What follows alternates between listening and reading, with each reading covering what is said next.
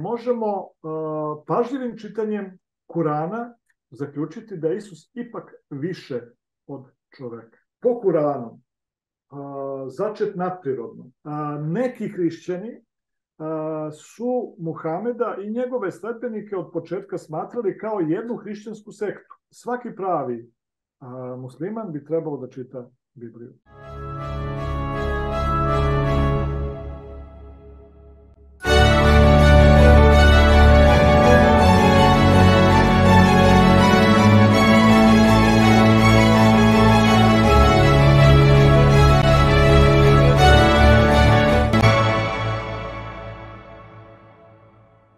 Draga braći i sestre, dobrodošli u još jedan novi video na kanalu MT Podcast Nauka i teologija, najbolji podcast na Balkanu iz ovih oblasti. Evo danas imamo jednu priliku da razgovaramo o jednoj veoma interesantnoj temi i moje zadovoljstvo da ugostim i ovoga puta razgovaram sa Zoranom Mirjanićem, bibličarem. Zorane, dobrodošao. Još bolje vas našao, drago mi je što sam s vama i sa svim vašim pratiocima.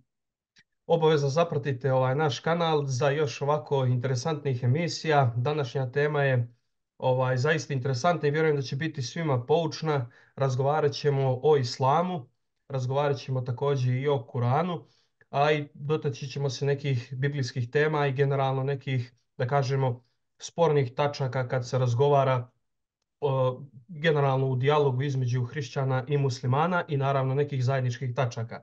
Tako da evo Zorane, ako si spreman da krenemo polako, da ne dužimo.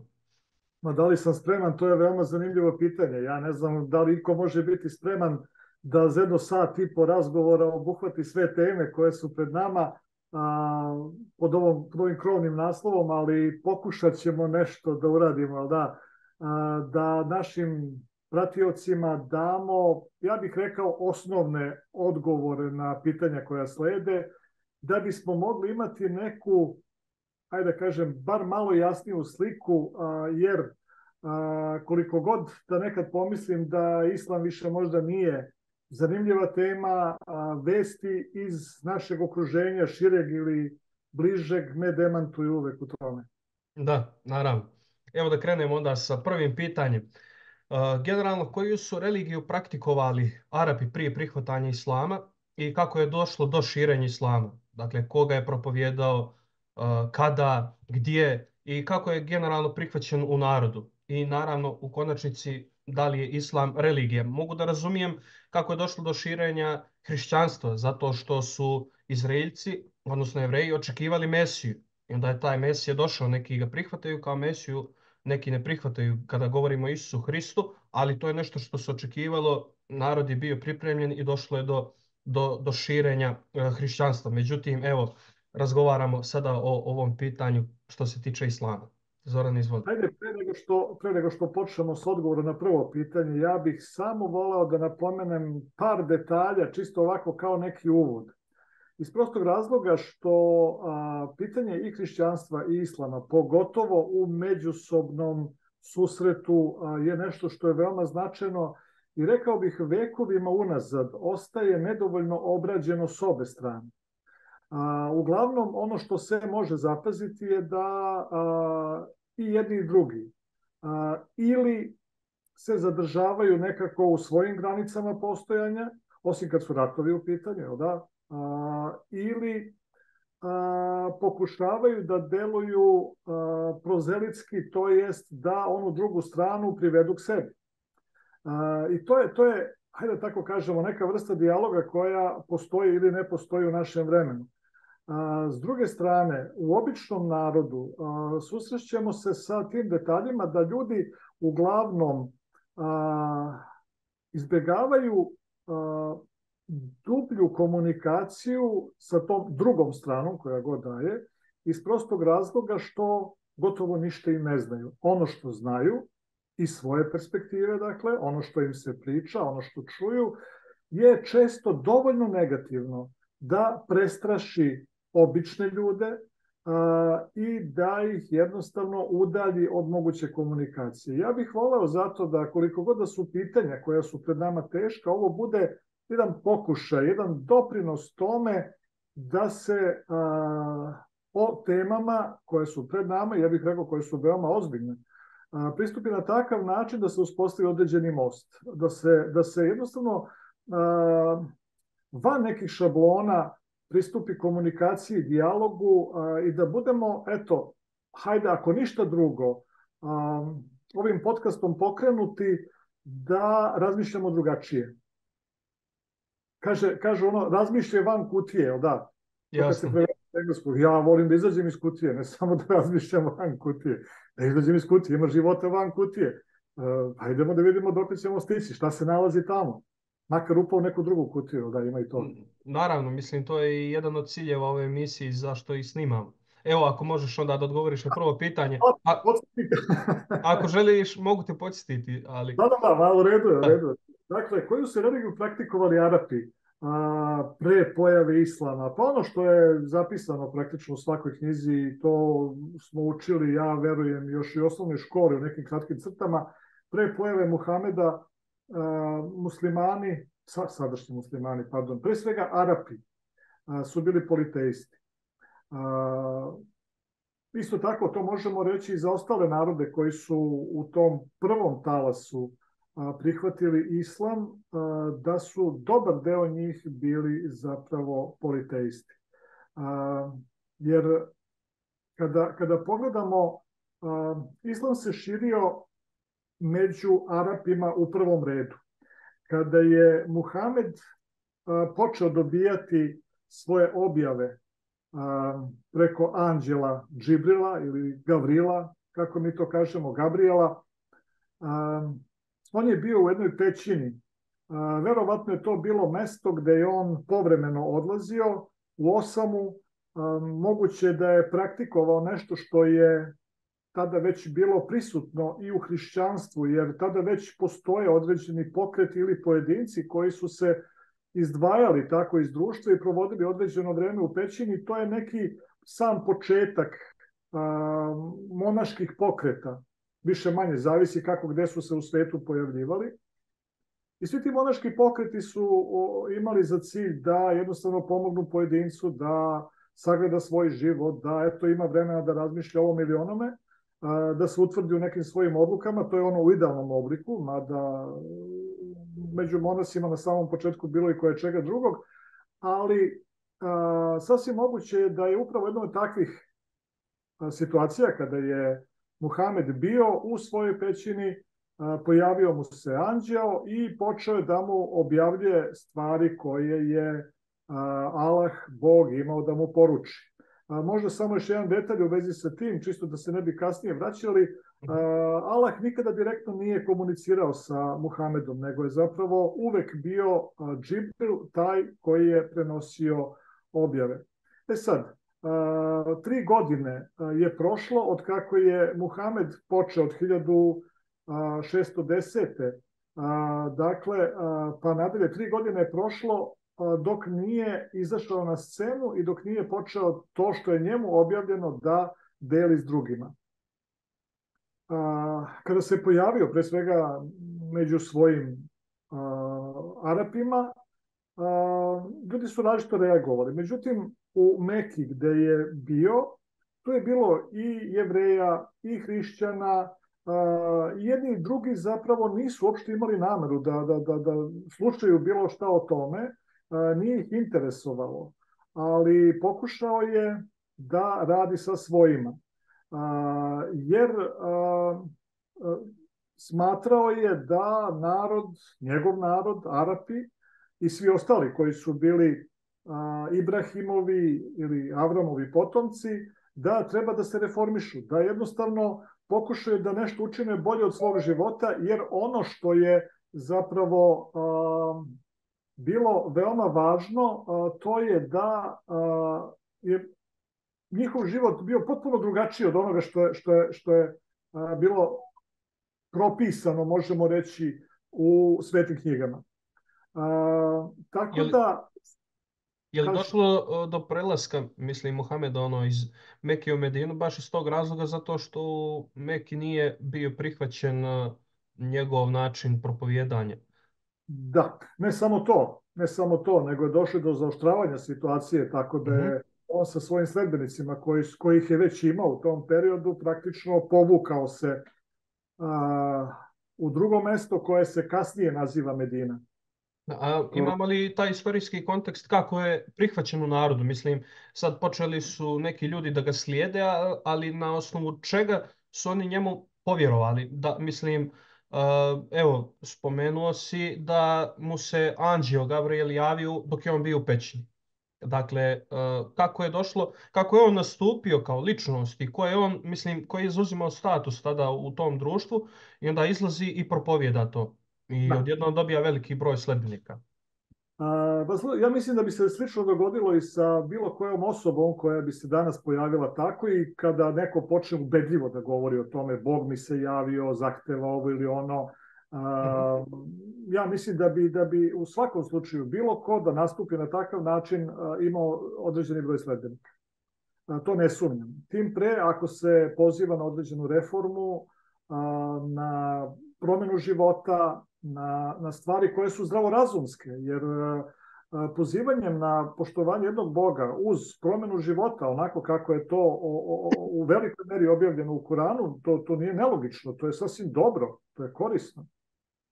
Da, znači on bi možda možemo da kažemo djelovao da kažemo to vrijeme u tom društvu kao neki prorok koji je bio u Izraelju, na primjer neki prorok koji se javio i mnogi opet nisu prihvatali, a neki su ga slušali, u zavisnosti od toga, naravno, kakva je bila situacija u društvu. Da, baš tako, jer ako imamo nekog proroka u Starom Zavetu, kao recimo prorok Isaija, koji govori ljudima onog vremena što se klanjate kamenu i drvetu, kamen i drvo ne mogu ništa da vam pomognu i poziva na klanjanje služenje jedinom pravom Bogu, to je u staro vreme imalo efekta. Ista stvar se dogodila zapravo i kada je prorok Muhamed došao i počeo da govori praktično iste stvari. Jel da? Da. Njegova poruka nije bila nešto radikalno drugačija u toj osnovi od onoga što je bilo i u vekovima pre kada je bilo drugih proroka, a imamo ih u Starom Zavetu. Evo mi, slobodno. Slobodno, dovrši misao. Nije bilo da li islam religija, je li tako? Mislim da pređem na to. Da, to sam htio sada da te pitam, da li je islam religija? U početku je bio samo religija. I to iz prostog razloga što je upućivao samo na Boga. Bilo je relativno malo sledbenika u odnosu na ono što je islam danas. Danas broji nepune 2 milijarde sledbenika, 1,8, ali po nekim procenama. I to je religija koja raste, kažem religija. Međutim, u početku je bila samo religija, danas je mnogo više od religije. To je način života, sistem organizovanja društva u kojem je zapravo religija samo jedan deo. Jer danas kada govorimo o islamu, obično se kaže da je to religija. Međutim, ne. Ja bih rekao da je to jedna greška. Islam je mnogo više od toga. Slično tome kao kad vidimo recimo da negde nekad u prošlosti je toga bilo malo više, kada su u hrišćanskim da tako kažem narodima, zemljama, ljudi pokušavali da na osnovu nekih novozavetnih principa organizuju ili nešto što je slično novozavetnim principima, organizuju državno uređenje. Bog nas nikad na to nije pozvao da radimo, bar kad čitamo novozavetnu nauku i poruku, ali kad čitamo Islam, Kuran i prateće knjige uz Kuran koje su neophodne, onda vidimo da je to čitav jedan sistem, a ne samo religija. Jasno, pa možemo li isto to da kažemo, na primjer, za Izrael u vrijeme teokratije? Da li onda i on bio nešto više od same religije, s obzirom da je vjera prožimala generalno i sva uređenja koja su se ticala jevrejskog naroda? Definitivno da. Da. Jer u suštini u staro vreme je bila teokratija. Da. Božja namera bila da to bude direktna teokratija, ali vremenom se to menjalo. Jasno. Evo, ti si prije spomenuo, mi smo na ti, dogovorili smo se da tako razgovaramo. Da li je Muhamedovo propovijedanje, prije si nešto spomenuo u vezi toga, bilo zapravo pokušaj reformacije monoteističke religije i u kojim se crtama to ogleda? Pa možemo reći da je njegovo propovedanje ne samo u početku, nego i sve vreme Mhm. I danas, zapravo, kad pogledamo islam, to je nastojanje da se ljudi vrate jedinom Bogu. U tom smislu možemo reći da je to svakako pokušaj reformacije. Međutim, kada pogledamo istorijske okolnosti tog perioda, šta možemo zapaziti? Recimo, hrišćanstvo tog vremena, to je već 7. vek, je u velikoj meri odstupilo od onoga što piše u Svetom pismu. Šta više, kad čitamo Kuran, vidimo da je Muhamedova poruka koja je zabeležena u Kuranu veoma često protiv onoga što hrišćani, ali ne samo hrišćani, nego i što Jevreji rade. Jer se to ne uklapa u ono što je Bog objavio. Tako da je zapravo ta poruka koja se nalazi u Koranu poziv i Jevrejima, i hrišćanima, i svim ostalim ljudima da se vrate jedinom pravom Bogu. U tom smislu možemo reći da je ovo jedan veliki pokušaj reformacije. Šta više, neki hrišćani su Muhameda i njegove sledbenike od početka smatrali kao jednu hrišćansku sektu. Jedan pravac unutar hrišćanstva. Zašto? Pa i on je govorio između ostalog o Isusu, govorio je o Bogu, govorio je o stvarima, citirao je dakle, stvari iz Biblije. Dakle, rekli su, aha, evo, još jedan prorok je došao, aha, ok, ne slažemo se u potpunosti s njim, ali eto, nek bude tu kao jedna hrišćanska sekta. Tako da možemo reći da, kao odgovor na tvoje pitanje, to je jedan pokušaj reformacije, ne jedini, bilo ih je još, i kako je vreme prolazilo, sve više je bilo pokušaja reformacije hrišćanstva, koje je, kako je vreme prolazilo, sve više odstupalo od onoga što je zabeleženo na stranicama Svetog pisma. Hvala ti na ovom odgovoru. Evo, čisto da prokomentarišem, pošto je ovo forma podcasta, dakle razgovora. Što se tiče, na primjer, Muhameda, njegovog propovijedanja i onoga što je on dobio kao poruku od Boga preko anđela, ja vjerujem, to je sad moje lično mišljenje, ti možeš isto da iskomentarišeš, ja vjerujem da je bilo autentično u tom smislu što on stajao iza toga. Dakle, on je bio spreman da izađe u narod i da propovijeda, da razgovara o tome. I naravno, to me nekako navodi, iako možda se mi nećemo složiti sa time o čemu govori Muhamed, to me opet nekako navodi na to da postavim pitanje i sebi, naravno i gledalcima, ali evo prvenstveno tebi to upućujem, na koji način je on, znači to sigurno je bilo autentično, na koji način je on to doživio. Vjerovatno isto kao i neki prorok kojem je sad dodijeljena uloga da on treba da reformiše narod u kojem živi. Evo, ako hoćeš slobodno iskomentariš isto nešto vezano za to. Najbolje kad se pročita mnogo knjiga, onda se ima raznih informacija čak i za ovu temu. Recimo, za početak možemo reći da, to je to što si rekao. On je prepoznao poziv od Boga, izašao pred narod 3 godine kasnije, istina, i govorio to što je bilo. Dakle, nije on samo prorok, recimo, on je poslanik, što će reći on je mnogo više od proroka. Tako bar muslimani kažu, jer bilo je mnogo proroka, ali ne i mnogo poslanika. Uloga poslanika je daleko složenija, mnogo veća, to će biti vođe u narodu, reformator i tako dalje, a ne samo neko ko će prenositi određene poruke od Boga. Šta reći? Recimo, prvu viziju kad je dobio, prvi susret sa anđelom, ili već kako je to izgledalo, za samog Muhameda to je bilo nešto strašno. Došao je kući kod svoje žene Hatidže, i bio je preplašen, prestravljen je bio. Mislio je da će umreti posle toga što je tamo doživeo. Mislio je, ko zna šta se tamo dogodilo, neki će reći halucinirao i tako dalje. Međutim, on je bio prestravljen, pomislio da se više ne vraća nikad tamo. Međutim, žena ga je umirila, kad je čula sve šta je bilo, umirila ga je. Ali ono što ne možemo znati, recimo, on je odrastao, prvo, njegova žena je bila katolkinja, i bila je starija od njega, bila je dosta starija od njega, Usput samo jedan detalj o Muhamedu, da to ne zaboravimo, važno je, recimo on je bio trgovac i pre nego što ga je Hatidža uzela pod svoje, bio je trgovac, kaže se za Muhameda da je bio nepismen. Možda jeste, možda nije, kaže se za njega tako, jer ja teško mogu zamisliti trgovca koji je nepismen. Taj mora dobro i da računa i da jednostavno zna o čemu se tu radi. A bio je dobar trgovac, nije bio tek neki. Tako da je to jedan detalj. S druge strane, kažu zapravo to zato što on ništa nije zapisivao. Njemu je bilo rečeno recituj. Nije bilo rečeno zapiši to što ti govorim, nego izgovaraj to. Tako da je to jedan detalj. Onda neki na osnovu toga zaključio da je on bio nepismen. Pa jednostavno dobio takvo uputstvo da govori i nije zapisivao. Što je još bilo? Dakle, bio je prorok, da. Ono što je isto pitanje, pod kojim je on sve uticajem bio? Njegovi, da tako kažem, najbolji prijatelji, pre nego što su prihvatili islam, bili su takođe hrišćani.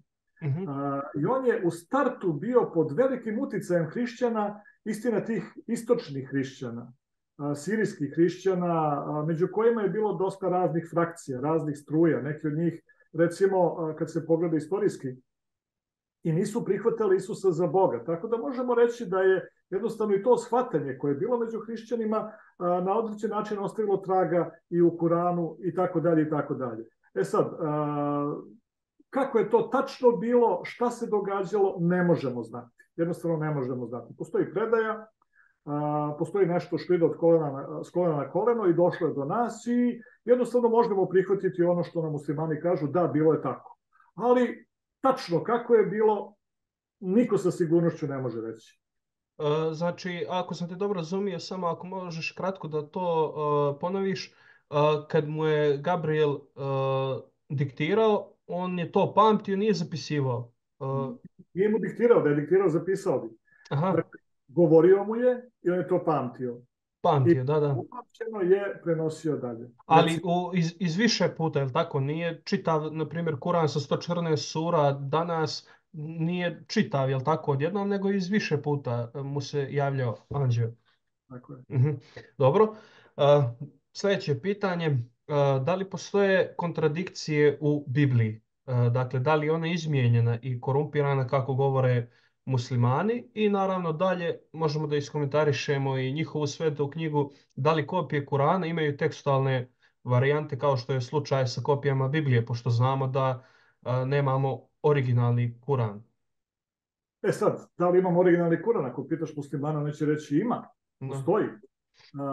Dakle, u Taškentu, dakle, u Uzbekistanu postoji jedna kopija koja se dan danas čuva iz tog vremena, iz vremena Osmana, oko 650. godine, dakle, možemo reći nedugo pošto je Muhamed umro, napravljene 7 kopija koje su poslane u sve delove gde su živeli muslimani i jedan primjerak kao i dan danas stoji kakav je bio. Sad, hajde se vratimo na pitanje od početka. Mada je to priča koja je zanimljiva za samu Bibliju i kako Kuran i muslimani sagledavaju Bibliju. Danas će praktično svaki musliman reći da je Biblija izmenjena. I to kad se menja Božja reč, ne menja se na bolje nego na gore, je li tako? Iskvarena je. Jednostavno izmenjena je tako da se ne vidi Božja poruka. Međutim, ono što je veoma zanimljivo, postoji određeni broj tekstova koji se može naći lako na internetu, u kojem jednostavno se kaže, iz islamske perspektive, da Kuran kaže kako je Biblija menjana na lošije, ali ako se pažljivo pogledaju ti tekstovi, zapravo nijedan od njih ne govori to direktno, tako, kao što se tvrdi, već zapravo postoje dve mogućnosti kada se pažljivo pročita ono što je tu zapisano. Zapravo, prvo, nigde ne piše da je tekst menjan, nego u odnosu na taj tekst ljudi su i Jevreji i hrišćani pogrešno živeli u odnosu na to što piše, živeli su drugačije nego što tekst kaže, ili su tumačili drugačije. Piše jedno, a oni tumače drugo. Međutim, danas praktično bez izuzetka muslimani će uzeti te tekstove i reći da Kuran govori protiv Biblije, jer je biblijski tekst izmenjen. Malo kasnije ćemo se osvrnuti na neke detalje više o tome, ali kako stvari stoje sa Kuranom? Ono što je zanimljivo, dakle, još od 633. godine postoji dakle, jedan čovek, Zaid ibn Tabit, koji je pokušavao da sakupi sve tekstove, zapravo da zapiše sve ono što se usmeno govorilo. Jer Muhamed nikome nije rekao piši. Dakle, nikome nije rekao piši, jer je njemu rečeno recituj. Sama reč Kuran znači recituj. I on je to govorio drugima. I ljudi su slušali kako on to ponavlja i onda su i oni to ponavljali. Sad, kad je počelo sa zapisivanjem posle Muhamedove smrti, pojavile su se i varijante onoga što je tu zabeleženo. Negde su bile veće, negde manje razlike u onome što je zabeleženo kada se govori o istom tekstu, o istoj suri, ako možemo tako reći. I onda, da ne bi bilo takvih razlika, da bi se uspostavio jedan čvrst sistem, 650. godine Osman praktično sakuplja sve moguće verzije koje postoje, uništava ono što je bilo... Spaljuje. Da, spaljuje, mada nije uspeo sve da sakupi. Danas se nalaze, znam da u Jemenu recimo skoro nađen neki tekst koji je stariji od tog Osmanovog, jel da? To je između ostalo kritična tačka, tako? Jer je sakupio, stvorio je, da tako kažem, ali evo, ti ćeš iskomentarisati svoju verziju, sve ostalo spalio da se ne zna da li sad postoje neke varijante, jer mi imamo sad jednu verziju u tom momentu, a prije toga je bilo više tih. I on je odlučio da kažem, da sebi za pravo, da se postavi kao autoritet koji će da bude tekst zapisan i kao takav sačuvan, da su to izvorne Muhamedove riječi koje je on recitovao, a sve ostalo je odstranjeno. Da, eto, našao je razlog i to je uradio, ima autoritet, bio je vladar na tim područjem i od tad postoji, da tako kažemo, jedna zvanična verzija. Da. Međutim, danas se može naći do 30-ak varijanti sa većim ili manjim odstupanjem od tog zvaničnog teksta. Da li postoje kontradikcije koje su, da kažemo, tematske ili generalno neke dogmatske, ili je samo varijanta, na primjer, u nekoj riječi ili smislu izgovora? Nije samo da su sinonimi u pitanju, recimo da je negde zapisano ovako, pa se to može reći i ovako, da je ista stvar. Neki od ajeta koji su izmenjeni čak daju sasvim suprotno značenje. Tako da ima. Nije to sad nešto, ne znam, tipa da kaže Allah je stvorio svet, pa na drugom mjestu kaže Allah nije stvorio svet. Nije ništa tako krupno. Ali ipak kad se analizira vidi se da tu postoji jedna razlika koja je dosta značajna, plus i minus. Evo, iskomentariši za Bibliju kakav je slučaj. Prije spominjali smo da muslimani kažu da je izmijenjena. Da li tu postoje neke krupnije ili dramatičnije stvari ili je samo riječ o nekoj tekstualnoj varijanti? Vidiš, zanimljivo je to. Ja bih rekao da nije bez razloga upozorenje koje stoji na kraju Biblije, i na početku isto tako u Petoknjižju stoji zapisano i na kraju u Otkrivenju, teško onome ko bilo šta doda ili oduzme ovim rečima. Zašto to stoji zabeleženo? Pa zato što uvek ima ljudi koji će nešto dodati ili oduzeti onome što je zapisano u Božjoj reči. Tako da mene uopšte ne čudi. Uopšte me ne čudi ako će se danas pojaviti neko izdanje Biblije koje će imati nešto dodato ili oduzeto. Zašto? Pa zato što me sama Božja reč upućuje na to, daje mi upozorenje. Sad, ja se nadam da se neko neće razočarati u Bibliju zbog ovoga. Međutim, čak, ja bih rekao još nešto, dakle, čak i ako postoje takvi, uzet ću jedan drastičan primer, recimo, Jehovini svedoci vole da menjaju Bibliju, oni to rade često. Tako da, recimo, koliko god da su pokušali pogotovo iz Novog Zaveta, da izbace tekstove koji govore o Hristovom božanstvu, oni to nisu uspeli. Još uvijek je ostalo tekstova koji neizostavno govore o Hristovom božanstvu. Mada o tome ćemo možda i malo kasnije, kada budemo govorili o jednom od tih pitanja, ali je zanimljivo da eto, neki pokušavaju da izmene Bibliju, ali ne polazi im za ruku da to urade korenito, do kraja. Tako da iskreni čitalac koji god prevod Biblije da uzme, naći jasnu poruku u vezi sa svim važnim pitanjima. Odlično. Mi ćemo danas često od muslimanskih teologa, učenjaka čuti da je Kuran jedina ispravna Božja riječ zato što nije mogao ili nije sačuvana Biblija, pa onda je Kuran jedina čista objava Božja i da njega zbog toga treba slijediti, a Bibliju odbaciti. Međutim, šta nam zapravo sami Kuran govori o evanđeljima i Tori i psalmima? Veoma važno pitanje. Dakle, danas ako sretnemo muslimane i počnemo sa pričom o tome, jednostavno mnogi muslimani, pogotovo recimo iz Pakistana, Saudijske Arabije i tih nekih država gde je islam itekako dominantan, gde su ljudi čuli za Bibliju, ali jednostavno imao sam prilike da sretnem takve ljude, znaš ono, Bibliju, ne, samo što dalje od mene, dakle, neće da dotakne Bibliju. Takav stav imaju. Međutim, ono što je zanimljivo i važno, negde do 9. 10. veka, u svim spisima koji postoje od tih njihovih učenjaka, islamskih učenjaka, jednostavno nigde se neće zapaziti kritički osvrt na biblijski tekst. Nigde. Jednostavno, bilo je sasvim normalno da muslimani prihvataju Bibliju. Šta više, jedno od osnovnih verovanja muslimana je da veruju, prvo je veruju u Allaha, drugo u anđele, treće u knjige. Koje knjige? Koliko knjiga? 4 knjige, jel da? Kuran? Hoćeš ti nastaviti? Pa, 4 knjige sad možda, ako ih tako razdvoji, Kuran, Tora, Evanđelje i psalmi, ako ih oni tako svrstavaju.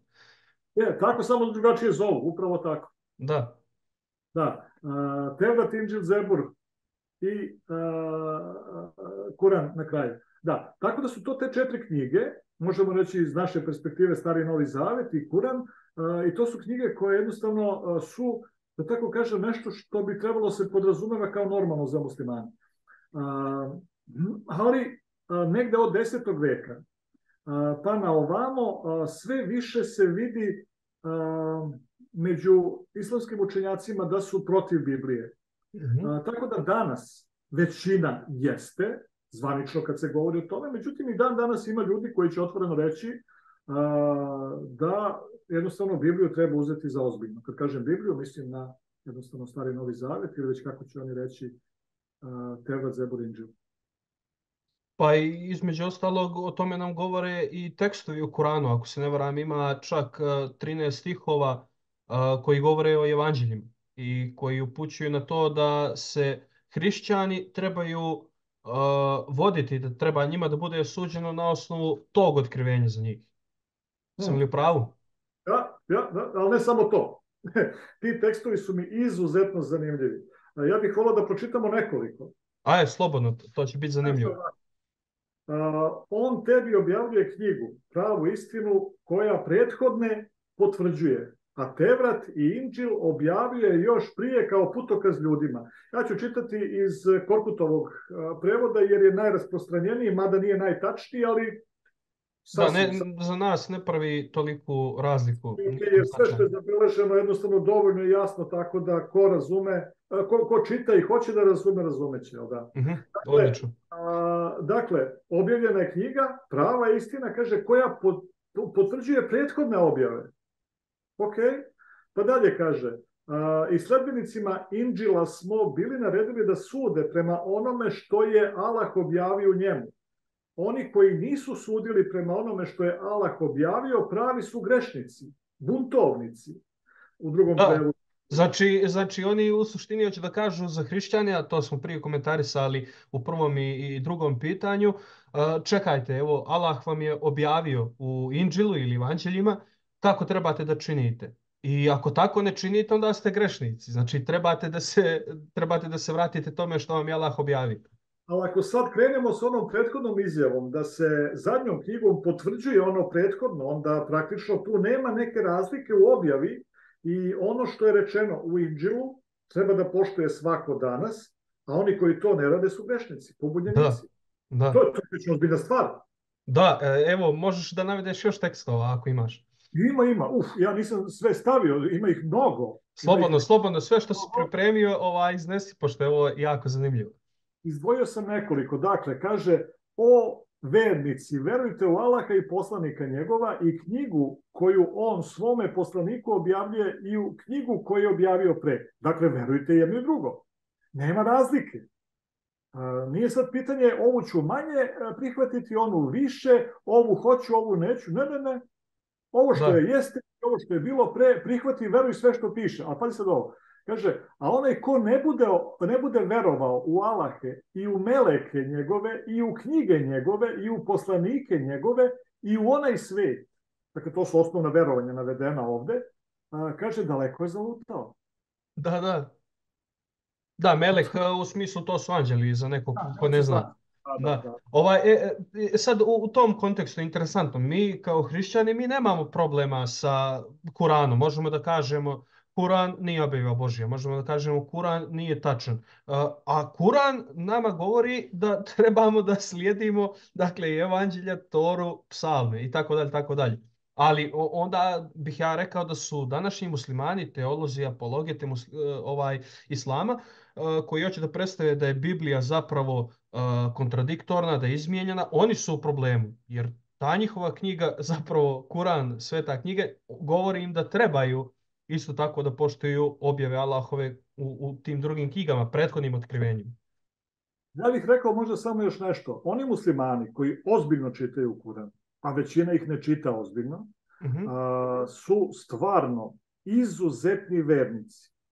Ja bih rekao, po svom ponašanju, takvi ljudi su često mnogo bolji od većine hrišćana koji se zovu, kao hrišćani su. Da, čak i ako nisu samo po tradiciji hrišćani, ali ozbiljnost pristupa Bogu je nešto što kad kod pravog muslimana prepoznaš, onda si ga zapazio, to je to.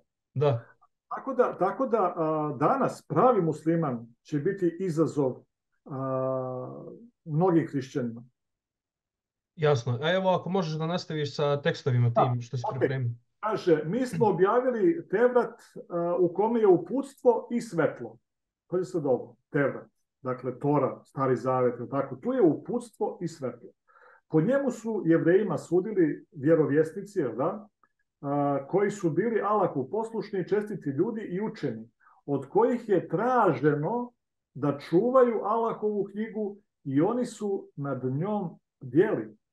Ovdje je odgovor također na pitanje da li postoje greške u Bibliji. Nema. Da.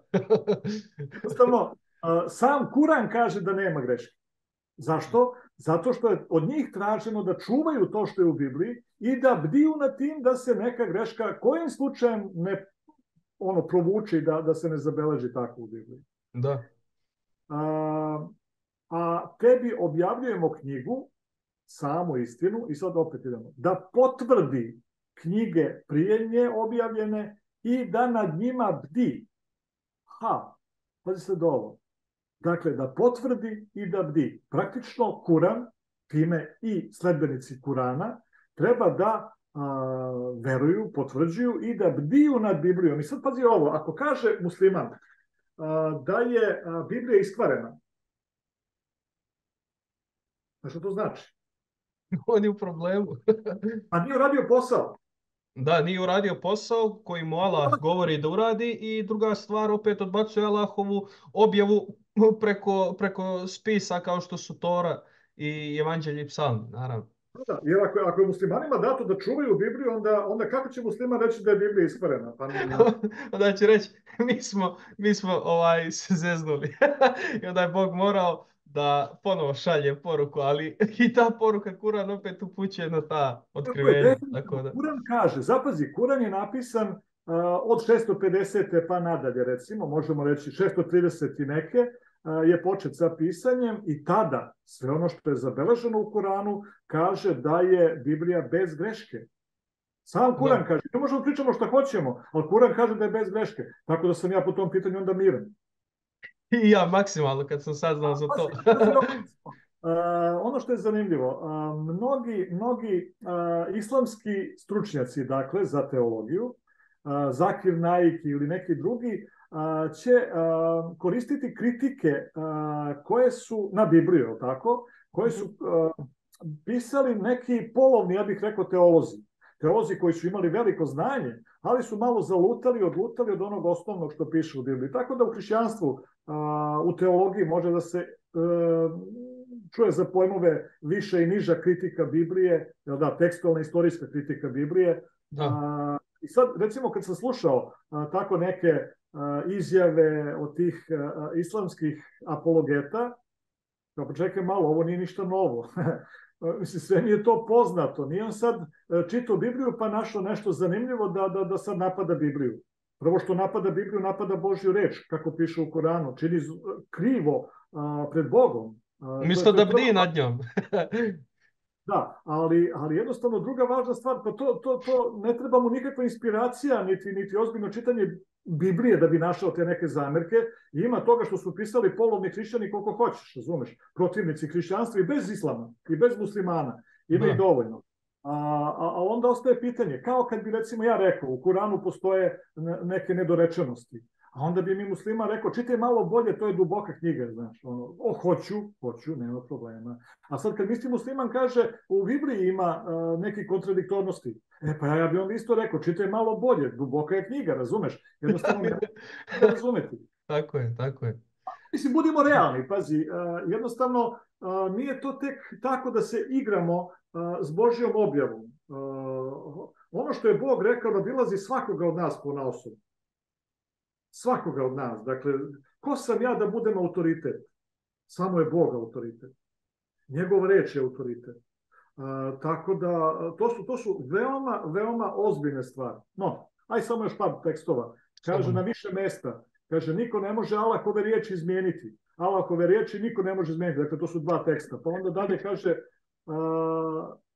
ako sumnjaš, ovo je sad rečeno Muhamedu, što je veoma zanimljivo, ako sumnjaš u ono što ti objavljujemo, upitaj one koji čitaju knjigu, prije tebe objavljenu. Tebi istina od gospodara tvoga dolazi, a nikako ne budi od onih koji su u sumnji. Da. Muhamede, ako imaš neko pitanje, ako ti nešto nije jasno, gde pitaj one koji su tu oko tebe. Tako da, ovo su tekstovi koji svakako mogu pomoći da se ostvari jedan pozitivan dijalog između muslimana i hrišćana. Jedan veoma pozitivan dijalog. Ne sad, ajmo da se sretnemo, pa ćemo da zauzmemo rovove, da se gledamo nišana, da se gađamo, ja ću tebi tekst iz Kurana, ti meni tekst iz Biblije, pa da vidimo ko će biti bolji, jači, čiji je Bog bolji. Vjerujem mi, Zorane, da je moja perspektiva za 180 stepeni drugačija kad sam saznao sve ove stvari i upravo sam te zato i pozvao da snimim ovu emisiju da mogu i drugi ljudi da čuju da su muslimani isto naša braća, znači veoma, veoma bliska po učenju Kurana kad govorimo o dubokom čitanju i evo ovim tekstovima i sure koje ti čitaš i navodiš. Tako da to je fascinantno. Ja sam objavio jedan video, ranije imao sam jedan govor, dakle propoved o tome koliko su zapravo, kako je Bog u prošlosti, kako je zabeleženo u Bibliji, vodio i jedne i druge Abrahamove potomke. Dakle, i ove koji su danas Jevreji i ove koji su danas većinom muslimani. To je prosto fantastično da Bog, iako na prvi pogled se nama čini da vodi samo Jevreje, ne, on uporedo vodi i jedne i druge. Tako da, eto, ko bude hteo može potražiti to, ja verujem da će biti, ako ništa drugo, informativno. Odlično. Imaš li još koji tekst ili da idemo dalje? Dosta. Mislim, bilo je dovoljno, naravno, i koga interesuje, evo, ima i prostora da i sam istražuje i da čita. Sad jedno pitanje koje se nadovezuje generalno na ovu našu priču i možda na ovo posljednje što si ti čitao. Zašto je Kuran napisan na arapskom jeziku? Zašto baš na arapskom? Da li imamo i neki odgovor u Kuranu zašto baš na arapskom? No, da, muslimani će reći da je arapski najsavršeniji jezik. Mhm. To će reći, je li tako? I stvarno je zanimljiv jezik, lep jezik. Ja sam probao da ga učim malo. I pjesme isto, dosta su interesantne. Nisam čuo, izvini. Rekao i pjesme su dosta interesantne, arapske, da. Da, muzika, da, I muzika, definitivno. jeste. Ma jeste, stil života, mnogo toga je veoma, veoma zanimljivo. Sad bih mogao da pričam o tome. To je sasvim nova tema. Ali ono što je bitno za arapski jezik, vidiš, to je zanimljivo. Arapski jezik je specifičan i za veoma kratko vreme se može naučiti sve što je neophodno za čitanje Kurana. Tako da, ono što kažu kod nas za Vuk, da, Vuk nam je dao azbuku i naša slova, svaki glas ima jedno slovo, pa čeka ista stvar i sa arapskim pismom. Tako da ko nauči harfove, može lako čitati Kuran. Istina, pročitaće ga, neće znati šta piše, ali će ga definitivno pročitati ispravno. Jer nema sad tu nekih varijacija. Ovo je napisano ovako, možeš čitati kao kod Engleza, recimo. Možete pročitati ovako i onako. Ne. Tako je napisano, tako se čita, to je to. Dakle, bez to se broji, ti jezici. Francuski, recimo, veoma zanimljivo, brate. To ima varijacija do mile volje. Da, ali, dakle, arapski je veoma zanimljiv jezik. Ko voli strane jezike, ja mu preporučujem, tim pre što ako ima 1,8 milijardi muslimana, recimo, većina njih zna arapski.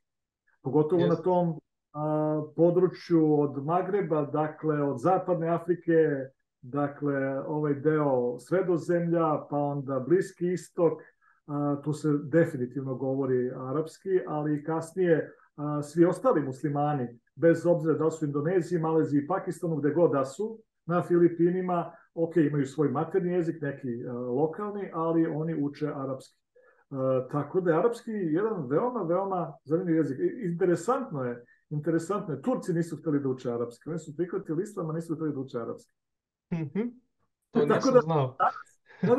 Danas, recimo, to je zanimljivo. Danas u Turskoj govori se turski. Istina, za potrebe službe u džamiji, da, čita se na arapskom, uče oni arapski, ali su zadržali svoj jezik i svoje, da tako kažem, pismo. Prihvatili su latinicu u određenom trenutku. Međutim, nema arapskog. Tek neka reč koja je zalutala, persijska, arapska, i to je ostavilo trag i na našim prostorima. Jer praktično svi koji su prihvatili islam, da je to neka druga situacija bila, govorili bi arapski. Da. Ili bi bar prihvatili arapsko pismo, koje bi bilo nekako prepakovano da se može ove naše reči se mogu izgovarati. Arapsko pismo bi prihvatili bar za početak, ako ne i arapski u potpunosti. Međutim, evo, preko Turaka ostade nam za naše muslimane naš jezik. Da. Još nešto za arapski. Tvrdnja da je arapski savršen jezik, mislim da je malo preterana. Iz prostog razloga što, recimo, ako je zaista tako, onda neke reči koje se nalaze u Kuranu samo arapskim rečnicima, tumačenjima, etimologijom ne mogu biti protumačene. Zašto? Pa zato što neminovno imaju poreklo iz prethodnih objava. Tako da, samo jedan banalan primjer ću uzeti. Značenje i koncept reči Mesija može se razumeti samo u okvirima Starog i Novog Zaveta. Čak i Jevreji koji su se držali Starog Zaveta imali su problem da razumiju koncept Mesije, razumeli su ga tek u Novom Zavetu, kada je Isus došao, da. Sa malim izmenama, reč Mesija se koristi u Kuranu, Mesih Isa, jel da? Kao jedna, dakle, te dve reči često idu zajedno. I kad bi pitali šta znači Mesih na arapskom, Nema značenja. Da, pozajmice. Tako je. Kao što sam s nekima pričao, s nekim Česima, recimo, kao oni, kao vi nemate slovo glas, slovo G, recimo, kažu jahoda, ili šta god, gde je G, oni kažu H. I onda jedan dečko razmišlja kao imamo ime Gustav. Čekaj, to češko ime ili uvezeno? Sad kažu uvezeno, dakle nema. Dakle, Gustav ne može da prođe kod Čeha. Ali ja bih voleo, evo sad, ako se neko javi ko poznaje malo bolje češki pa mi ovo objasni, ja ću biti srećan da imaju neko svoje slovo G umesto H, ali ista stvar je zapravo i s arapskim. I nijedan jezik, budimo realni, nijedan jezik ne postoji sam za sebe. Jasno. Dakle, uvek je bilo mešanja, uvek je bilo uticaja s raznih strana, koliko god da pokušavamo da očuvamo jedan jezik, da ga izgradimo, da bude jedinstven, to je praktično nemoguća misija. Arapski je lep jezik, preporučujem da se uči iz raznih razloga, ali jednostavno, da odgovor na pitanje kratko, napisan je Kuran na arapskom zato što su ga Arapi pisali. Da, a konkretno evo ja sam isto čitao nešto vezano za to zašto je napisan na arapskom jeziku i da sami odgovor stoji u Kuranu jeste iz razloga što vjernicima, muslimanima, Allah govori da su dobili pismo na svojem jeziku. Zašto? Zato što bi se oni bunili i ne bi mogli da znaju da li ono što im pričaju Jevreji i hrišćani je istina. I zato dobijaju Allahovu objavu na njihovom jeziku kako bi oni mogli da razumiju ono što im Bog govori, jer oni ne znaju jevrejski, ne znaju, ne znam, latinski, nije bitno na kojem jeziku god je, na primjer, zapisan neki biblijski spis ili grčkom, kada je riječ o Novom Zavjetu. I onda iz tog razloga Allah kaže za svaku naciju da je svakome dao, barem tako kako sam ja čitao vezano za to, u Koranu stoji, da je svakom narodu dao objavu na njihovom jeziku, kako bi oni mogli razumjeti. Pa da je to između ostalog i jedan od razloga zašto je Kuran napisan na arapskom jeziku. Da, ok, u redu. Dakle, nikakav problem. Mada, recimo, kada pogledamo prvi prevod Novog Zaveta na arapski je urađeno davno. Dakle, to je bilo sasvim normalno da se prevodi na arapski, jer to je bilo sasvim uobičajeno. Da. Tako da su i Arapi imali,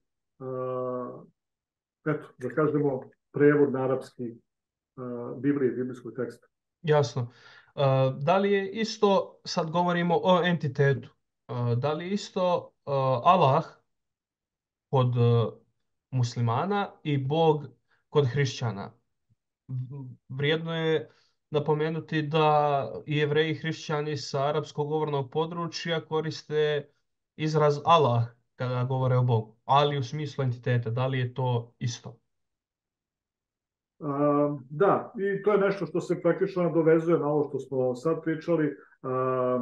Zanimljivo je kad je jedan musliman iz Bosne tokom ovog rata u Bosni koji je bio otišao negde, našao se u nekom izbegličkom kampu, jel da, dok je rađena ta procedura da ga prime negde i sad bilo je tu izbeglica s raznih strana.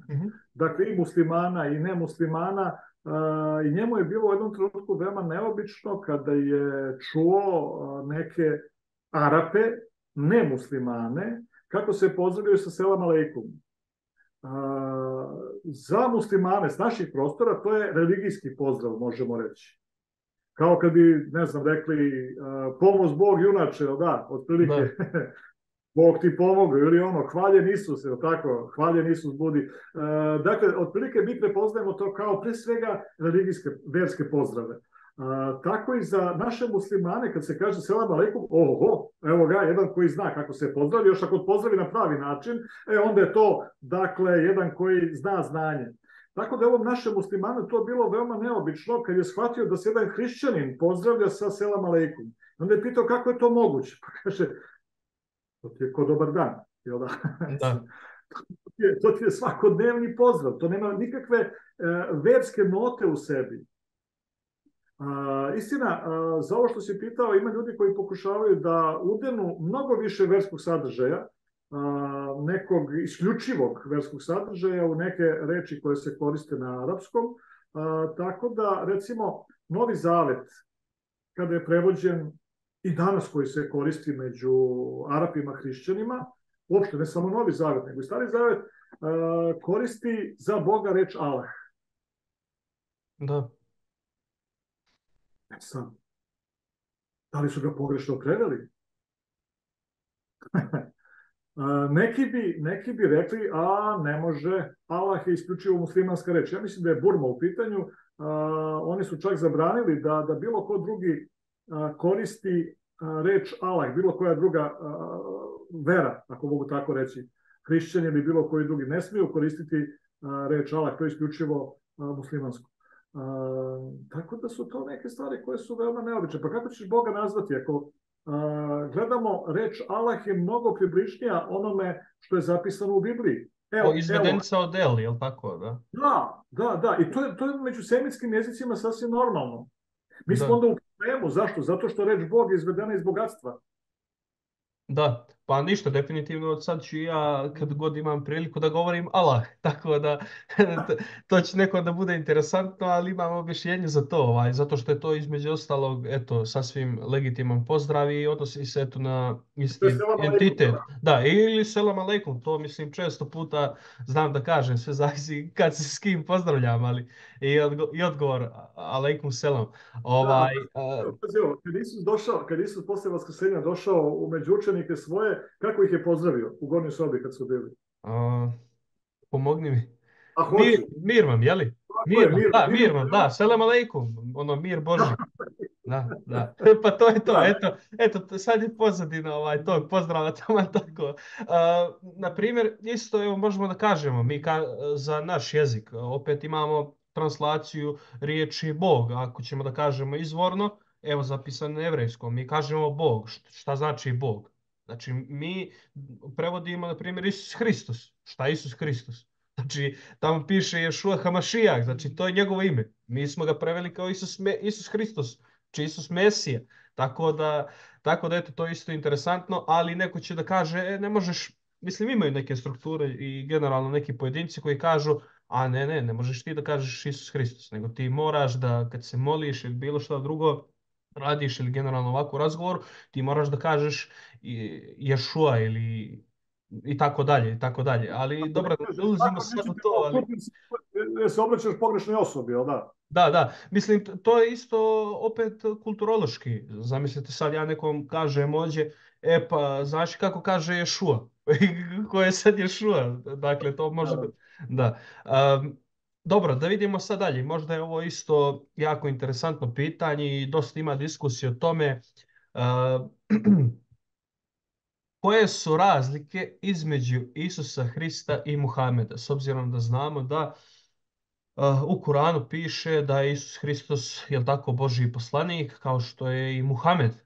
Međutim, da li postoje neke razlike između njih? Jer, naravno, mi kao hrišćani vjerujemo da on nije samo poslanik, već da je Bog. I naravno, opet bih tu upitao muslimane kako bi oni riješili tu dilemu ili ne znam, nekim kazuističkim sredstvima da riješe dilemu ako Kuran kaže evo objava je Božja u evanđeljima, a tamo je ona jasno govore da Isus Hristos Bog, kako se oni snalaze sa tim. Ali evo, u početku da iskomentarišemo koje su razlike između Isusa Hrista i Muhameda. Koliko vremena imam? Samo naprijed, jer je ovo bitno. Knjige su napisane na tu temu i definitivno veoma je važno da prepoznamo. Ono za početak, recimo, što je važno jeste da će muslimani reći Muhamed je čovek, Isus Hristos je čovek. Da. Okay. I u tom smislu tu nema razlike. Međutim, ono što je zanimljivo,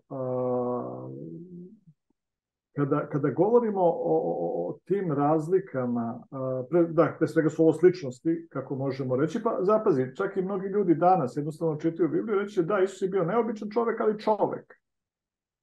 Ok, mi koji smo vernici rećemo da je on više od čoveka. Zašto? Zato što tako čitamo da piše u Bibliji. Istina, kad bi se neko time pozabavio, verovatno se neko time i pozabavio, već samo ja nisam našao da je zapisano u nekoj knjizi, kada bi izdvojio, filtrirao praktično tekstove u Novom Zavetu koji govore o Isusu kao Bogu i da ih zapiše s jedne strane, a onda da uzme tekstove koji govore o Isusu kao čoveku.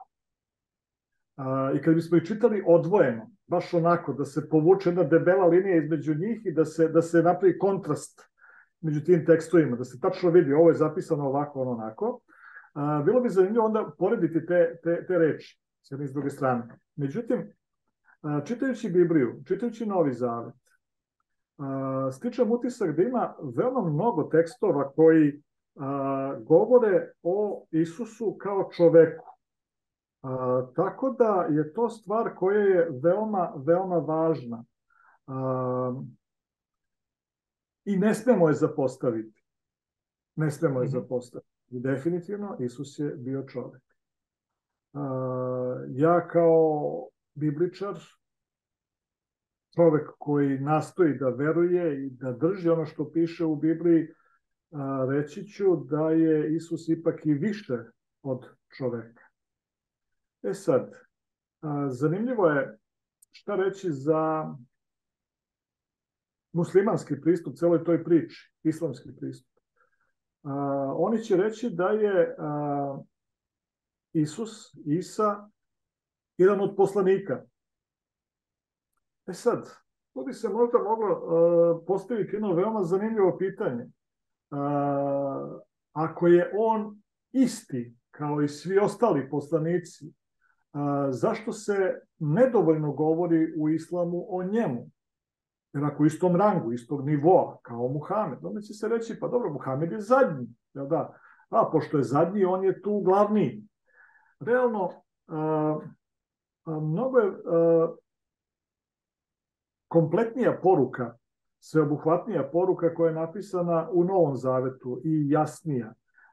Jer, recimo, Kuran se ne može razumeti bez Novog i Starog Zaveta. Isto tako se ne mogu razumeti Muhamedove izjave i događaji koji su zabeleženi tu bez propratnih tekstova kojih ima tipa 2 puta po metar zelenih knjiga, jel da? Dakle, hadisi su u pitanju i to je jedan komplet koji bi trebalo svaki musliman ne samo da ima, nego da čita i poznaje, jer je za muslimane, kako veruju, veoma važno da drže sve ono što je Muhamed rekao, ne samo ono što je zapisano u Kuranu. Ali to opet imaju frakcije sunet i šit, ili tako, neki koji samo priznaju Kuran, a neki koji ubraju i hadise u njihovom vjerovanju. Imaju neku vrstu svojih hadisa. Da. U suštini, tradicija je u pitanju i kako se neke stvari postavljaju. Odatle kasnije idu i škole šerijatskih zakona, ima ih više, 4 su glavne, ali to je sad jedna posebna priča. Ne bih da ulazim u te detalje, no, ono što bih voleo napomenuti, a u vezi je sa Muhamedom i Isusom, definitivno ono što Isusa po Kuranu razlikuje od Muhameda i svih ostalih, jeste recimo za početak. Isus se mnogo više puta pominje od Muhameda, po imenu pogotovo. Muhamed se pominje po imenu samo 4 puta u Kuranu, Isus mnogo više. Ali to je tričarija jedna, to uopšte nije nešto posebno validno, nego ono što je zanimljivo.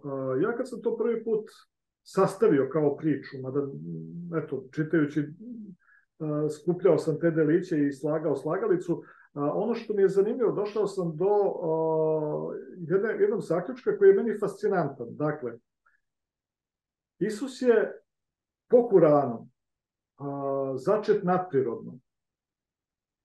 Dakle, nije rođen kao i svaki drugi čovek. nego je Duh Sveti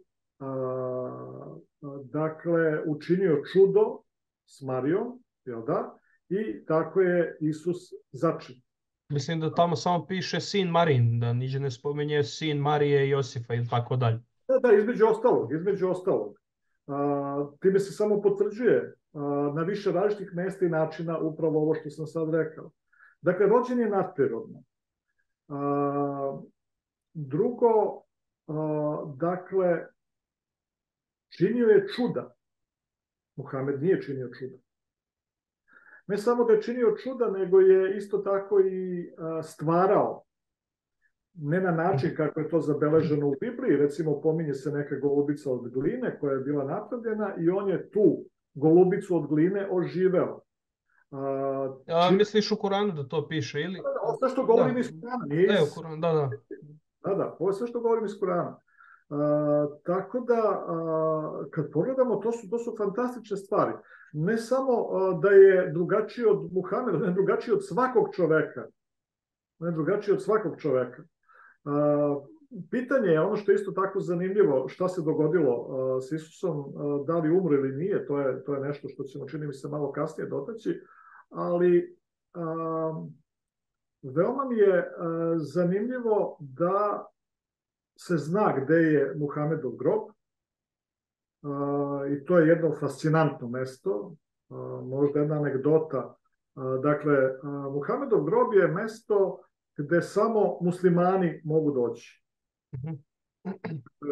Tu ne možemo ti ja otići ovako kao turisti da kažemo mi bismo volili da posetimo. To je mesto koje je rezervisano samo za muslimane.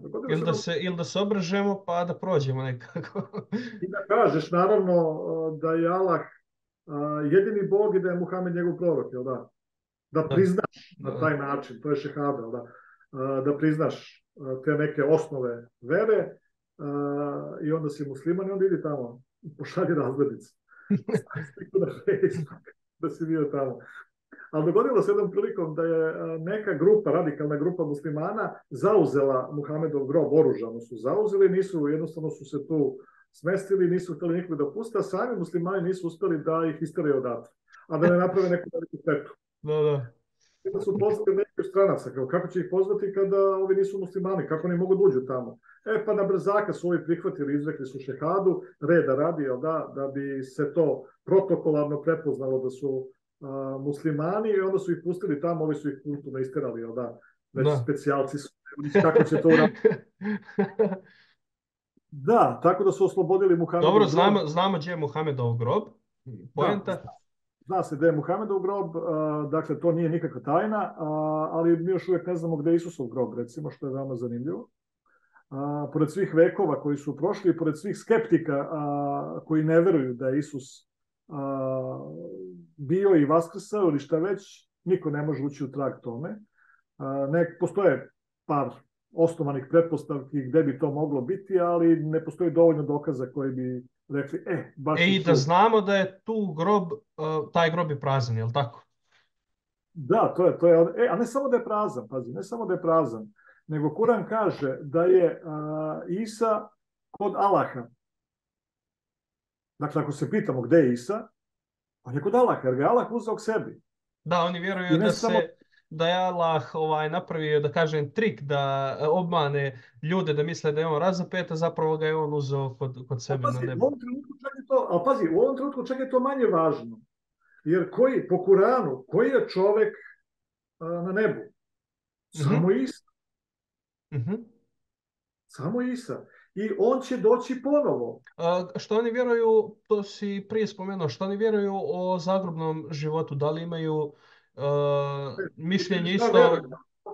Drugo pitanje je šta piše u Kuranu. Dakle, sam Kuran ne daje dovoljno informacije o tome. Sam Kuran ne govori previše o tome. U Kuranu ćemo naći bledu sliku onoga što je u Bibliji objašnjeno kao vaskrsenje. Recimo, muslimani će danas govoriti o vaskrsenju. Recimo.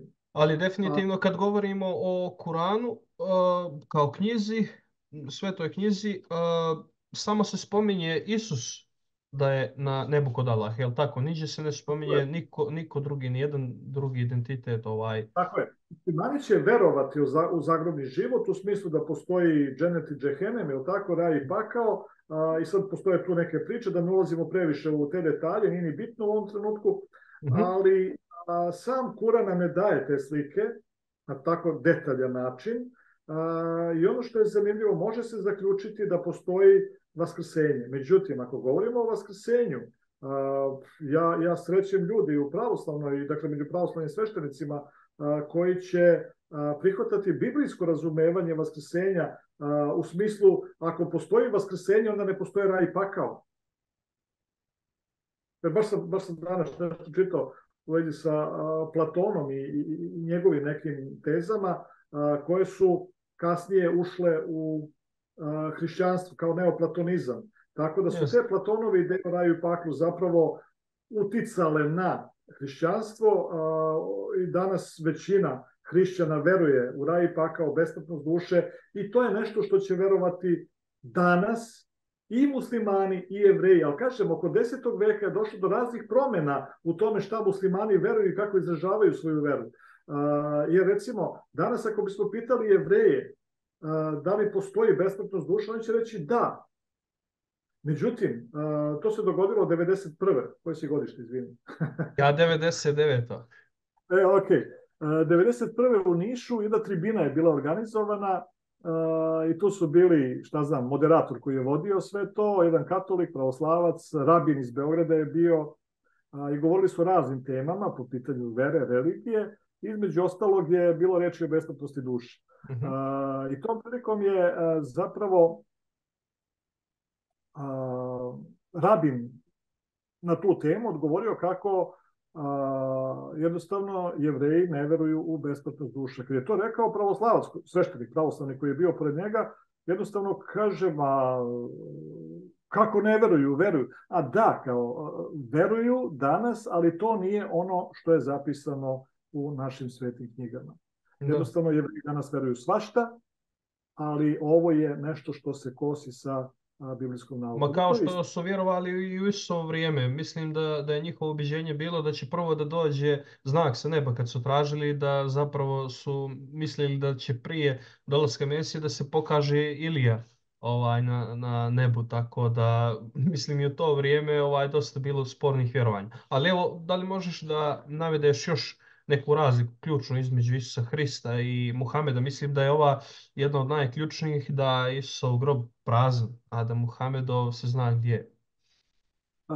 Vidiš, ja bih se vratio na prvo pitanje, među prvim pitanjima koje smo imali. A to je u vezi sa tim šta Kuran kaže o Bibliji. Kuran će reći za svakog, pre svega za muslimane, jer možemo reći Kuran je knjiga za muslimane, jel da? Na arapskom napisan, u redu, mada i za svakog čoveka ko voli da čita. I ako Kuran kaže da treba čitati Bibliju, verovati tome što piše, da Kuran nije izmenjena knjiga, onda su to ozbiljne stvari. Da Biblija nije izmenjena knjiga? Da, to lapsus, jel? Da, ok. Da Biblija nije izmenjena knjiga, onda su to ozbiljne stvari koje treba uzeti u razmatranje. I praktično svaki pravi musliman bi trebalo da čita Bibliju. Sad, postoji problem. Muslimani, pogotovo na našim prostorima, uče Kuran, kako se to kaže, pogotovo na arapskom, naučili su arapski, oni pročitaju to na arapskom, većinu stvari nemaju pojma šta su pročitali, ne razumeju. Kao kad bi ja naučio da čitam arapski, ja to čitam, jel da, ti mene slušaš, evo ga pravi Arapin, razumeš, i naglasak, original. A šta sam razumeo, nisam ništa razumeo. Međutim, ja sam čitao, to jest učio Kuran, kako se kaže.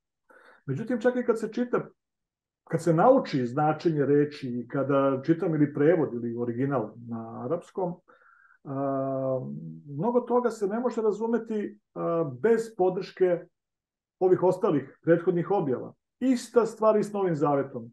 Koji hrišćanin može razumeti Novi Zavet bez Starog Zaveta? Nema šansi.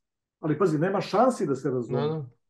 Osnovna poruka je jasna, ali mnogo toga ostaje kao, čekaj, šta ovo znači? Nigde ne piše ništa o tome. Drugi deo problema je, recimo, isti problem kod hrišćana i kod muslimana je što će i jedni i drugi pre slušati svoje verske učitelje nego ono što piše u osnovnoj knjizi. Tako da ja recimo u razgovoru najviše volim da se zadržavam na samom Kuranu. Mada su i hadisi i istorija veoma zanimljivi, da se zna i nešto više o tome i da se dopuni ono što je na taj način zapisano u Božjoj objavi, ali šta reći, ako ću slušati ljude, onda sam u problemu. A ako hoću da čitam ono što je napisano i za što verujem da je Božja objava, onda moramo uložiti umni napor, i to ne mali, da bi pratio ono što tu stoji zabeleženo i da sve složim na svoje mesto. Tako da, a s druge strane, ako hoću biti Bogu veran, to mi je obaveza. Da. Ne da slušam ljude, nego, kao što će muslimani reći, da se klanjam Allahu i da čitam šta piše. Jasno.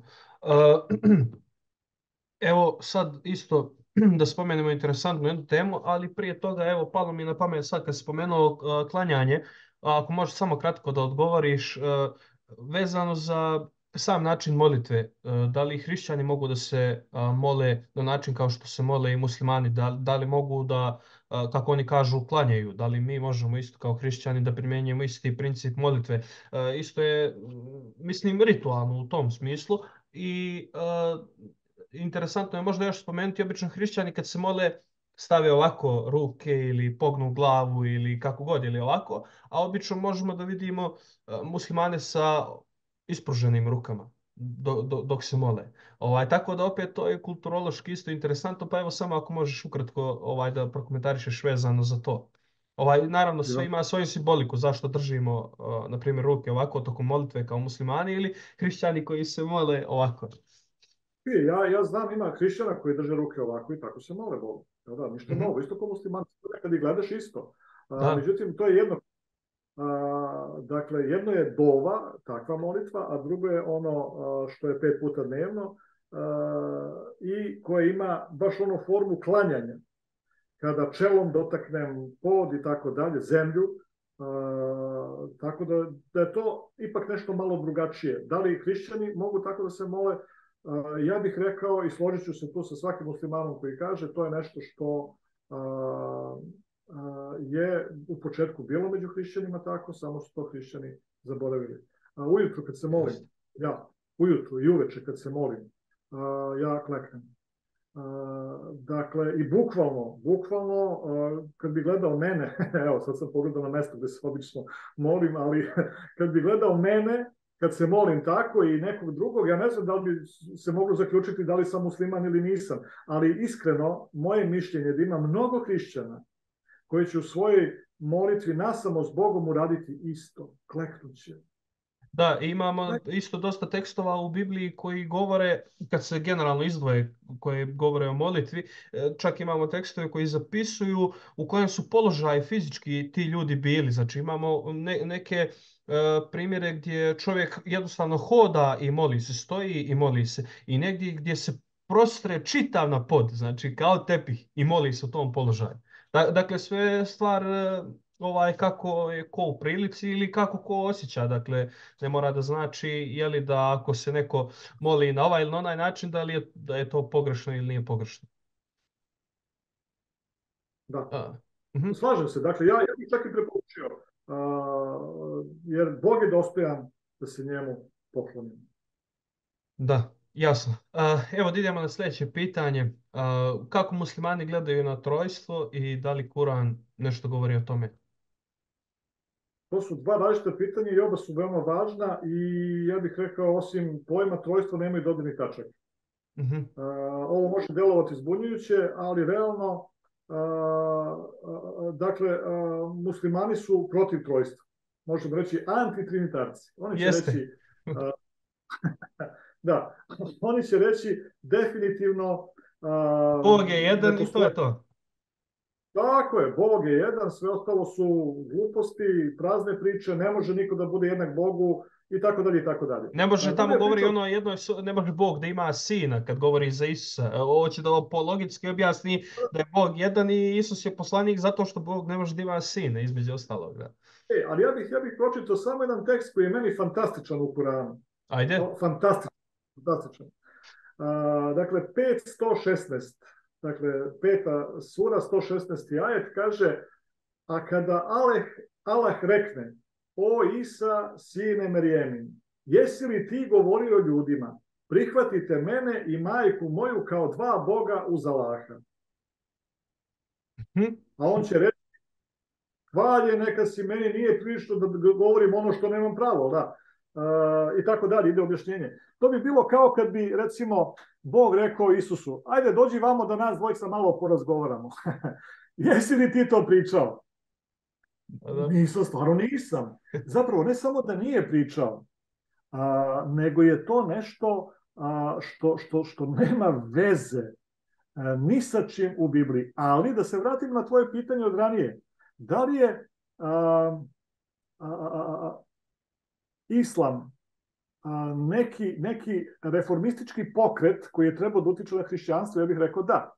Jer u to vreme, dakle, počinje se, već se počelo zapravo zbog platonizma i tako dalje, poštovanje Marije, uvlači se to u hrišćanstvo sve više, dakle prvo od 4. pa 5. vek, dakle stvari jednostavno kao da su kapije popustile i u hrišćanstvo ulazi mnogo toga. Pa onda nije više hvaljen Isus nego hvaljen Isus i Marija. Recimo.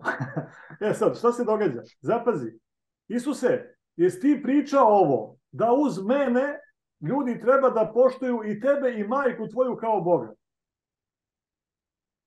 Kaže, ne, to mi na pamet nije palo.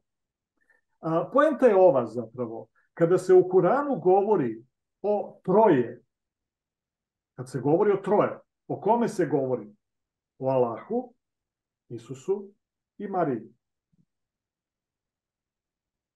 Da li sam ja protiv trojstva koje je predstavljeno u Kuranu? Definitivno. Dakle, čitajući Bibliju, ja ću reći, braćo muslimani, to što piše ovde, to je živa istina. Ja sam protiv trojstva onako kako je predstavljeno u Kuranu. Znači, to je to. Da. Znači, to je jedini možda, jel tako, ajet gdje se spominje nešto vezano za trojstvo ili...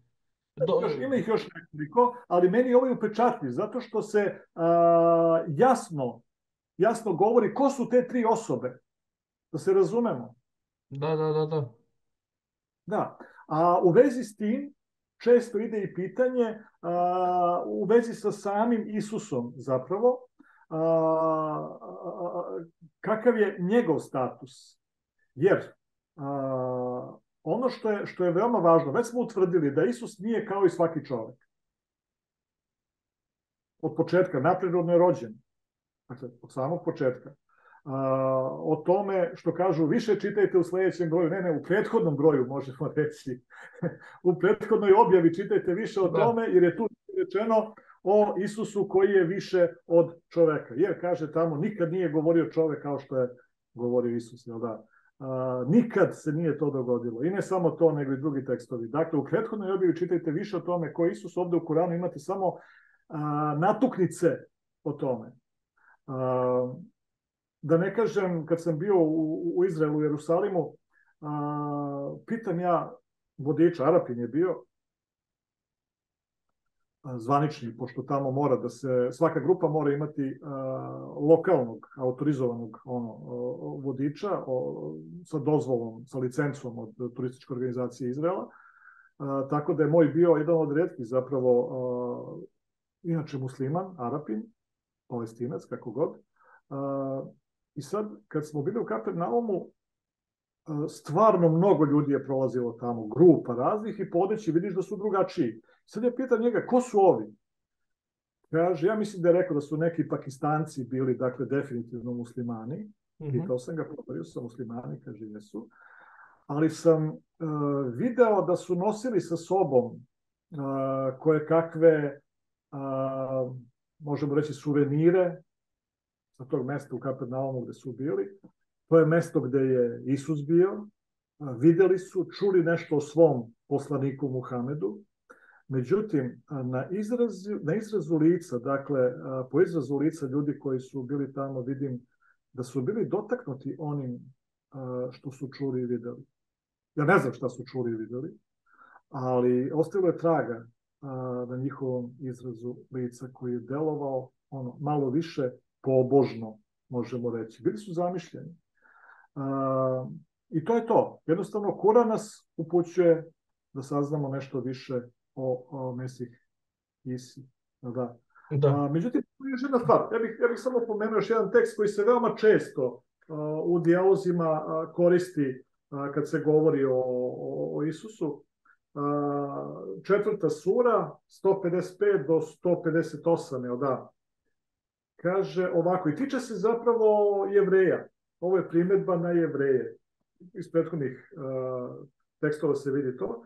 Kaže, ali zato što su zavjet prekršili i što u Allahove dokaze nisu povjerovali, što su ni krive ni dužne vjerovjesnike ubijali i što su govorili neka su srca okorjela, Allah im je zbog nevjerovanja njihova srca zapečatio, pa ih je samo malo vjerovalo. I stvarno kad čitam ovaj tekst, zaista je tako bilo. To je jedan kratak rezime starog zavjeta, možemo reći. Da. Sve objašnjeno. Ali ovo što je ovdje zabilježeno, to je dakle toliko puta u psalmima rečeno. Dakle, ovo nije ništa novo. Ovo nije ništa novo, ali jedan kratak rezime. I kaže, i zbog nevjerovanja njihova, i zbog iznošenja teških kleveta protiv Merijeme, i zbog njihovih riječi, pazi, zbog njihovih riječi, čitamo ovdje, kaže, mi smo ubili Mesiha Isa, sina Mirijemina, Allahova poslanika. A nisu ga ni ubili ni raspeli. Već se pričinilo. Ili, možemo tu reći drugačije prevesti, umislili su. Razumeš? Dakle, oni koji su se o njemu u mišljenju razilazili, oni su sami o tome u sumnji bili. O tome nisu ništa pouzdano znali, samo su nagađali, a sigurno je da ga nisu ubili, već ga Allah uzeo sebi. Zapravo, istorijsko pitanje, evo, dobit ćeš 5 bodova ako tačno odgovoriš, ko je ubio Isusa? Pod pitanje, da li su ga ubili Jevreji? Teško pitanje, ali da? Ostaću bez 5 bodova. Pa... Ajde, probaj. Ko je ubio Isusa? Sljedeći, mislim, iz ovoga kako stoji tu u Koranu, on kaže definitivno ga nijesu ubili sad, ali možda gledamo, navodiš na neku tu vodeniciju da nijesu Jevreji, ali mislim, generalno Jevreji su bili ti koji su, kaže svoje ime dođeš, svoje ime odbaciše, tako da Jevreji su... Čitaš Bibliju, drugi stvari. Da. Pazi, Poncije Pilat naređuje koga je ubio? Su ga Rimljani zakovali za krst, je li tako? Pa možemo da kažemo, ajde, Rimljani su izdali dozvolu, ali opet se isto tako kaže... Da, ubili su ga, ali isto se tako kaže tamo kad je poginuo... David je naredio da ubiju Uriju, znači, ali nije ga David ubio. Ali tamo opet tamo kaže koga je ubio David, ali rukom neprijatelja. Zato što je rekao izmaknite se, neka ga ubiju.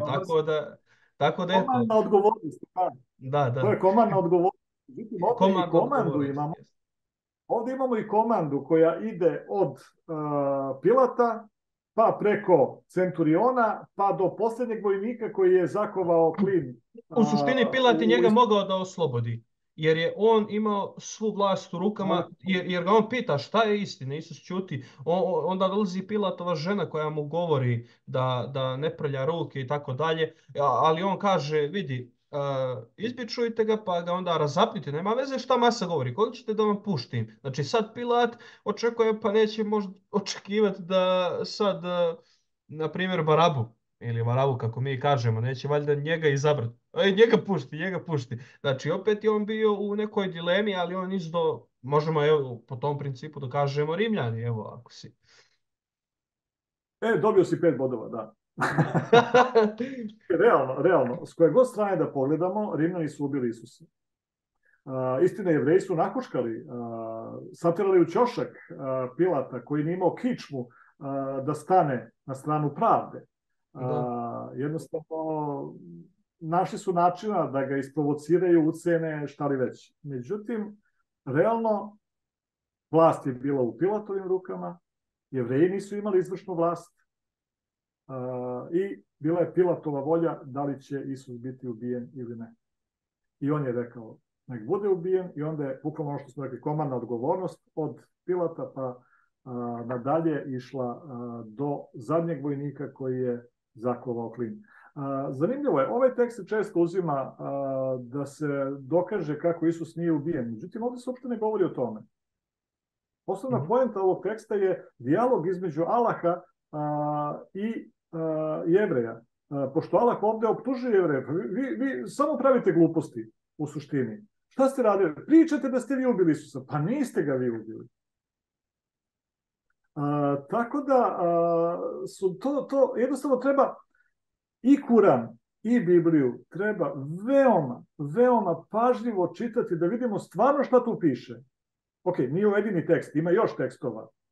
I mnogo tekstova, dakle, koje treba pažljivo čitati. Ali ovo je jedan od koji se najčešće koristi. Pa hajde da ga pročitamo šta piše. Tako da, kada govorimo o Isusu, zapazit ćemo, i ovdje se potvrđuje to što smo rekli, da je jednostavno taj Isus otišao Allahu, kaže, Allah ga je uzdigao sebi. To je krupna stvar. To u Kuranu ni za jednog drugog čoveka ne piše, nego samo za njega. A za detalje, kako je to bilo, čitajte u broju koji je bio pre. Da, u Bibliji. Sljedeće pitanje, idemo dakle dalje. Da li je Isus poslanik ili Bog? Konkretno u 4. Mojsijevoj 23. glava 19. stih kaže da Bog nije čovjek niti je sin čovječiji. Međutim, Novi Zavjet nam svjedoči i predstavlja Isusa Hrista kao sina čovječiji. I da li onda to znači da Isus nije Bog? Čemu se tu radi? Ja sam po ocu Bosanac i ja volim da mi se nacrta onako, da mi sve bude slikovito objašnjeno. Sad bih volio da imam priliku to i ja da slikovito predstavim, ali pokušat ću. Dakle, pomoću, eto, da tako kažem, kolone i tabela. Ono što je zanimljivo, rečnik kojeg koristi Kuran da opiše glavne aktere osim Muhameda, kad se govori o Bogu, je zapravo praktično isti rečnik koji koristi Biblija, ali u svom, da tako kažemo, nekom, u svojoj nekoj praistoriji, dakle, biblijska praistorija, ne ova geološka ili šta već. Jer kad pogledamo, recimo, neke osnovne tekstove koji govore o onome šta se događalo od početka, vidjet ćemo da se koriste 3 imena za 3 osobe. Pominje se Bog od početka, dakle duh, dakle samo duh, i ako gledamo Evanđelje po Jovanu, u početku beše reč. Kroz Bibliju, pa kasnije i kroz Evanđelja, uz ove 3 osobe koje se pominju u Bibliji, dolazi nadgradnja. Dakle, bit će Gospod Bog, i tako dalje, uz Boga, uz Duha Svetog će biti, dakle, bit će i Jahve i dodavat ćemo se određene imena za Boga, uz Duha Svetoga će biti Duh Sveti, Duh Božji, ne mnogo, Duh Gospodnji, dakle šta god, ne mnogo varijacija uz Duha, a uz reč, polazimo od toga. Prvo ime koje se pominje istorijski za Isusa je reč. Tek kasnije on postaje sin, recimo, ili već koje god ime da mu se daje kroz istoriju. Kad je Perica bio u školi, pita ga nastavnica koliko tvoj otac ima godina. A on kaže 7. Ako ima 7 godina, pa kaže ti imaš 7 godina, koliko on ima? Pa kaže, pre nego što sam se ja rodio, on nije bio otac. Da. Jasno.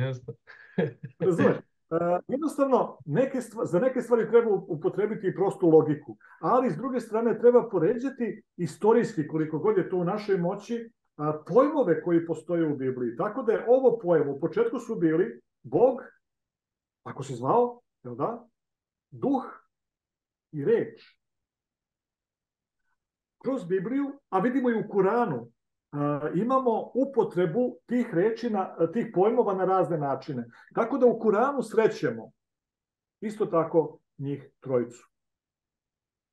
Allah, reč i duh. Objašnjenje za to detaljnije nalazimo u prethodnom izdanju. Da. Ali ono što je meni zanimljivo, koliko god da se pokušava iz Kurana dokučiti da je Isus samo čovek, ima neki koji će to reći, ima neki koji će to istražiti iz Biblije, pa reći Isus je samo čovek, tako piše u Bibliji, možemo pažljivim čitanjem Kurana zaključiti da je Isus ipak više od čoveka. On nije običan čovek. I to je stvar koja je posebno značajna. Svako ko bi tvrdio na osnovu Kurana da je Isus običan čovek, mora još jedan put da pročita Kuran. Evo ja ću isto sad pročitati ovaj stih što sam citirao, dakle 4. Mojsijeva 23:19. Kaže ovako: Bog nije čovjek da laže, ni sin čovječiji da se pokaje. Što kaže neće li učiniti i što reče neće li izvršiti. Dakle, ja nisam prije, kad sam rekao ovaj stih, nisam rekao u kojem kontekstu se govori o čovjeku i o sinu čovječijem. Dakle, ovdje se razdvaja Bog i čovjek na nivou toga da Bog nije čovjek da laže, to je prva stvar. Zašto ga poredi sa čovjekom? Kad kaže sin čovječiji, da se pokaje. Dakle, sin čovječiji, neko ko treba da se pokaje radi nečega što je učinio. I sad, Isus Hristos nije lagao, koliko mi imamo izvještaje, niti se kajao za nešto što je trebao. Naprimjer, sljedeće ovo pitanje mislim da jasno osvjetljava. Što kaže neće li učiniti i što reče neće li izvršiti. Mislim da Isus Hristos nije ništa što je rekao da nije izvršio i što kaže da nije učinio.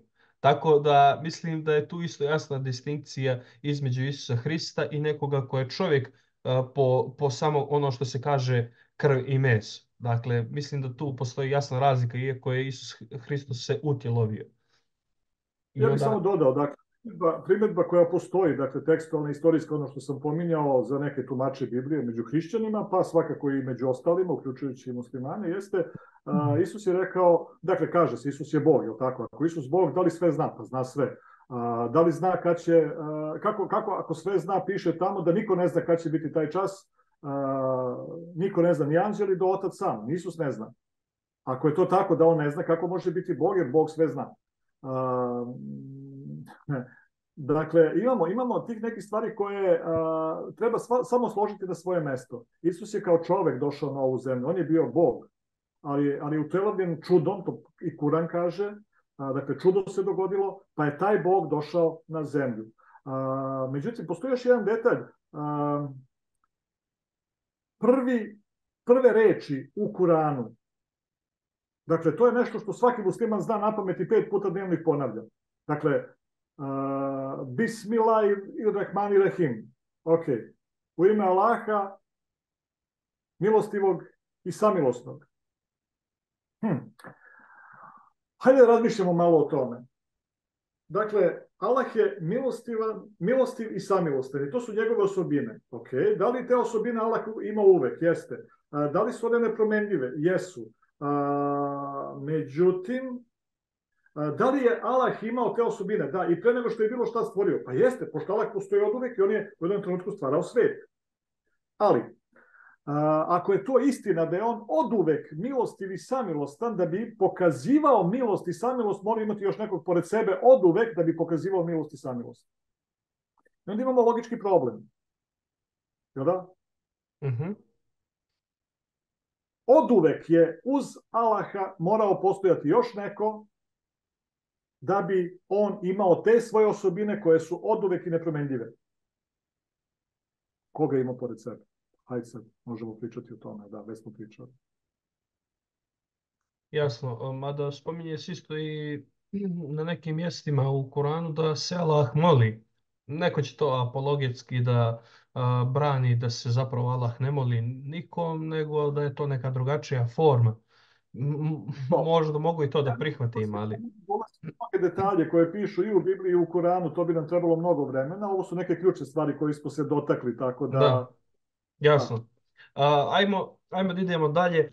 A, vezano za grijehe. Dakle, mi znamo da u hrišćanstvu Isus Hristos umro i on na taj način plaća moje grijehe tako što je umro za mene, za moje grijehe koje sam ja počinio. Isus Hristos je umro i vaskrsnuo i kaže tamo isto apostol Pavle da imamo posrednika između Boga i ljudi, Isusa Hrista, koji moli Boga za nas. Što se tiče islama, dakle islamske religije, ko plaća za moje grijehe koje ja počinim? Da li imam nekog zastupnika ili ja sam svojim djelima doprinosim na nekom tasu, dobrim djelima više i to me kvalifikuje za raj, a ne za pakao po, na primjer, učenju ovaj, muslimana danas. Da, zanimljivo je, dakle, koncept greha i oproštenja greha u islamu je mnogo jednostavniji, je li tako? Dakle, čovek se ne rađa grešan, kao što je to, niti sa sklonošću ka grehu, da, kao što je to u hrišćanstvu. Čovek se po islamu rađa bez greha. Greh čini kasnije. Za greh koje čini kasnije treba da se kaje, definitivno, a Allah je milostiv, to smo već rekli, i on prima grešnika koji se kaje i oprašta grehe. Dakle, nema pomena o tome kakav je mehanizam opraštanja greha, ko plaća, što ti kažeš za to. U Bibliji je to mnogo detaljnije objašnjeno, u Koranu nije. Stvar je mnogo prostija. Međutim, koliko god je ta stvar prosta, svaki čovek kada zagleda svoj život u dubini svog bića, vidjet će da to ima stvari jednostavno koje su bile u prošlosti, koje su opterećujuće i koje jednostavno, za koje islam ne daje mehanizam opraštanja. I mnogi muslimani jednostavno žive pod osjećajem krivice. To je činjenica. To je činjenica. Ne govori se mnogo o tome, ali to je činjenica. S druge strane, u samom Kuranu se pominje kurban. Ovan. I ono što je zanimljivo, ne postoji nikakvo objašnjenje u Kuranu kakva je uloga ovna u celoj toj priči. Svake godine se kolje ovan, svi muslimani to rade u celom svetu, da, kolje se ovan, ali niko ne zna zašto. Pa tako piše, da, tako treba. Da li je to samo tako piše i tako treba ili ima neko dublje značenje? I te kako ima dublje značenje, ali to je već slika iz Biblije koja je samo prenesena ovamo. Tako da istražujući priču o kurbanu zapravo dolazimo do samog Hrista koji je umro kao taj ovan za greh ljudi i tako dalje i tako dalje. Priča postaje jasna. Da. I između ostalog to me odmah asociralo na žrtvu koju je Avram trebao da prinese. Bog mu je rekao da treba da prinese svojeg sina na žrtvu, međutim kada ga je Isak pitao gdje je žrtva, gdje je sad, mislim, trebamo da žrtvujemo neku životinju, a Avram mu kaže Bog će se postarati. Naravno, to je opet druga priča. Naravno, znamo da on ne ubija Isaka, već da anđeo mu govori da ne treba to da učini, nego Bog je testirao njegovu vjeru i odjednom nalazimo sliku, vidimo sliku tog ovna koji je žrtva i koja je simbolizovala kasnije kroz cijeli ceremonijalni zakon i žrtveni sistem na Isusa Hrista koji treba da dođe i koji treba da bude ubijen za naše grijehe. Sad, konkretno vezano za to, kad govorimo o grijesima, mi ih možemo sagledati kroz Božje zapovijesti. Mi možemo da čitamo Božje zapovijesti i da nas informišu o tome koji smo grijeh konkretno učinili. I naravno tamo kaže ko sagriješi za jedno kriv je za sve. Jevreji i hrišćani imaju 10 zapovijesti, odnosno dekalog ili neko kaže 10 riječi. Da li muslimani također imaju zapovijesti koje bi trebali da slijede i poštuju kao Božju objavu? U tom smislu, kao što postoji u Bibliji zabeleženo, definisano u tih 10 svedočanstava, 10 reči, ne, jednostavno nema. Međutim, ako gledaš to, oni imaju široku sliku, mnogo širu nego mi, oni će reći, pa sve što je Allah objavio treba se poštuje, ne samo 10 zapovesti, nego sve. I u tom smislu smo u problemu, zato što nijedan čovjek ne može sve odraditi, jel da? Ali nemaju mehanizam da se gresi pokriju svi u potpunosti. S druge strane, jer zašto se i pokajati? Pa ne znam ni zašto sam sve kriv, čoveče, koliko sam uradio. Zato je Hristova žrtva u tom smislu veoma značajna, ona stvarno pokriva grehe, sve grehe, jer on uzeo sve grehe na sebe. Međutim, ono što je zanimljivo, čitajući Kuran, definitivno svaka zapovest se može naći u Kuranu. Bukvalno svaka. Nisu na jednom mestu kao što je to u Bibliji, ali svaka zapovest, bukvalno svaka, od 1. do 10. se može naći. Tako da, čitajući Kuran, jednostavno ne možeš da promašiš. Imaćeš svi 10, samo malo rasupe onako. Da, interesantno, ali da li to isto tako, da kažem, muslimanski teolozi prepoznaju? Da li oni isto tako mogu da vide tih 10 zapovijesti kroz čitanje Kurana, pa da onda kažu, evo, to su neke zapovijesti koje se spominju i u Bibliji? Zavisi koliko su čitali Kuran, jel da? I koliko su obratili pažnju na to. Ja bih recimo izdvojio pitanje subote, koje je veoma zanimljivo. Na nekoliko mjesta se pominje pitanje subote u Kuranu i uglavnom se govori o tome kako sami Jevreji ne svetkuju subotu. Međutim, ima jedan tekst koji mi je posebno značajan u Kuranu, kaže: svetkovanje subote je propisano onima koji su imali različita mišljenja o njoj i gospodar tvoj će na sudnjem danu njima presuditi u onome oko čega su se razišli. I sad, čekaj malo, u čemu smo se razišli? Pa razišli smo se.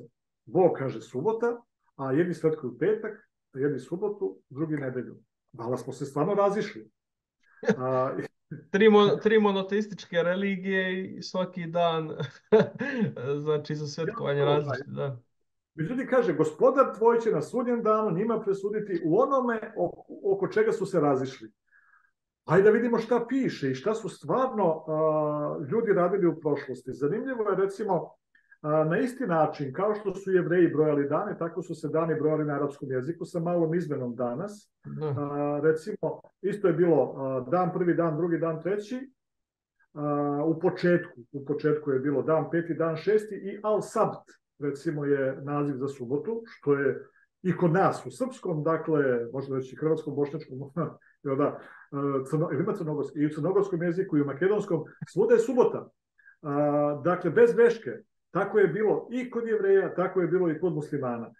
Kasnije pojavom islama se pojavljuje petak kao džuma, dan skupa, jel da?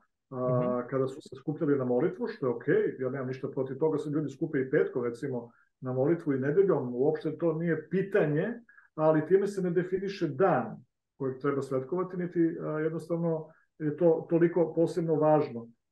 Bog kaže da je subota, muslimani su stvarno prihvatili subotu, znali za subotu, jer po nazivu dana u sedmici to ne može se promašiti.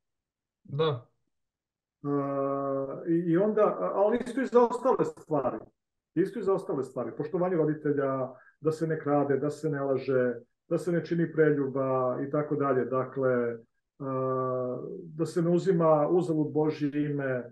Mislim, to su stvarno stvari koje su prisutne kako u islamu, tako i među Jevrejima, tako i u hrišćanstvu. Samo je pitanje ko će to zaista i držati.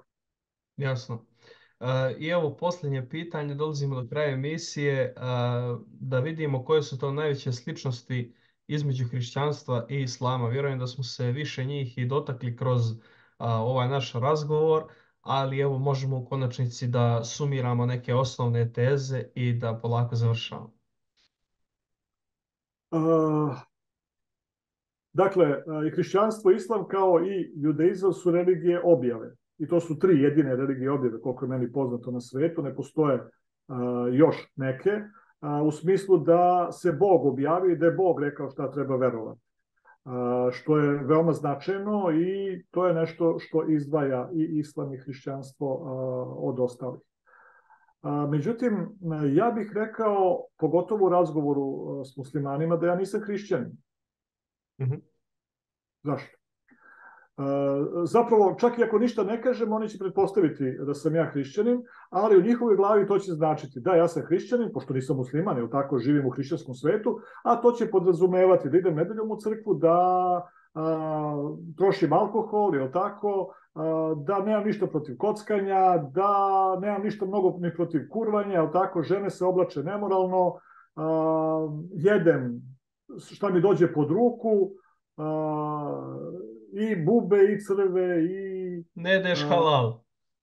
Ne ideš ne, halal.